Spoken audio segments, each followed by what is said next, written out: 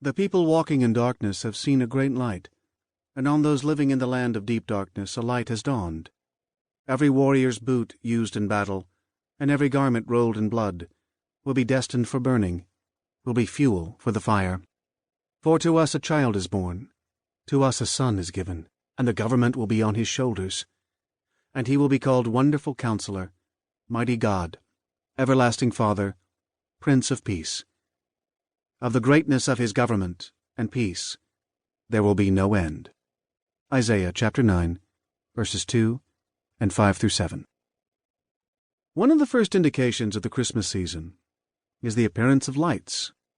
Lights on trees, candles in windows, radiance everywhere.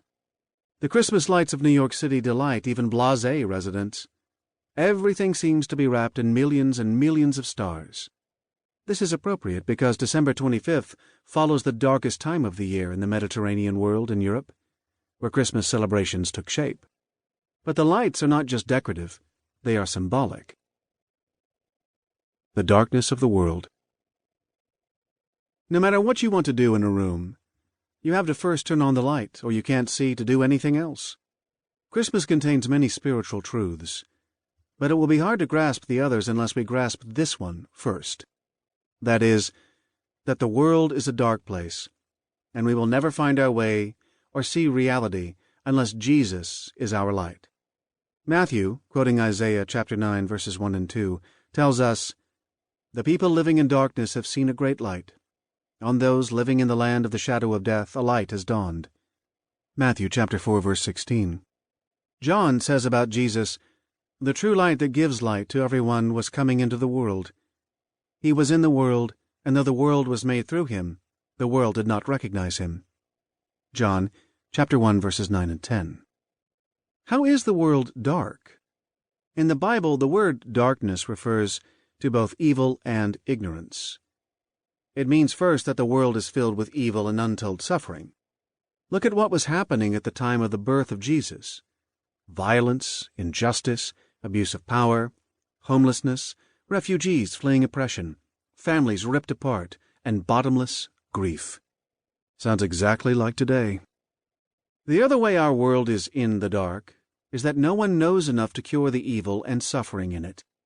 Isaiah chapter 9, verse 2, "The people walking in darkness have seen a great light," is a famous Christmas text, enshrined in Handel's Messiah as one of the prophecies of the birth of Jesus. It is the end of Isaiah chapter 8, however, that explains why we need the light from God. In verses 19 and 20, we see people consulting mediums and magicians instead of God. Then the chapter ends, "Distressed and hungry they will roam through the land.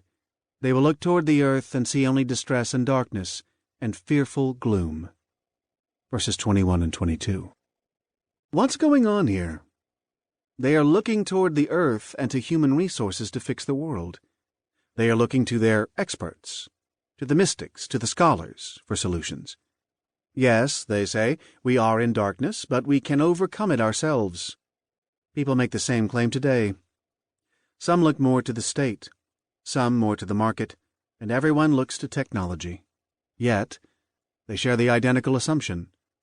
Things are dark, but we believe we can end that darkness with intellect and innovation.